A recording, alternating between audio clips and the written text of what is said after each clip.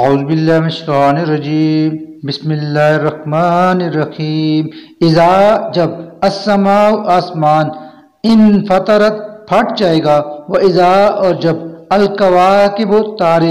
انتصرت بکھر جائیں گے، واذا اور جب البحار سمندر فجرت پھاڑ دیے جائیں گے، واذا اور جب القبور قبریں بعثرت اکھیڑ دی جائیں گے، عالمت تو جان لے گا نفس ہر شخص ماں کہ کیا قدمت آگے بھیجا اس نے، وہ اخرت اور کیا پیچھے چھوڑا اس نے، یا ایھا الانسان اے انسان ماں کس چیز نے غرہ کا تجھے دھوکہ دیا ہے، بربک الکریم اپنے رب کریم کی بابت، الذی وہ جس نے خلق کا پیدا کیا ہے تجھے، فسوا کا پھر تجھے ہر لحاظ سے درست کیا، فعدلک پھر تجھے متناسب بنایا، فی ای صورت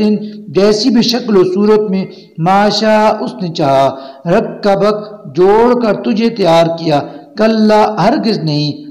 بلکہ اصل بات یہ ہے کہ تکذبون تم جھٹلاتے ہو، بالدین جزا و سزا کو، وَإِنَّا حالانکہ بلا شبہ علیکم تم پر لحافظین نگرانی کرنے والے مقرر ہیں، کرامن بہت معزز، کاتبین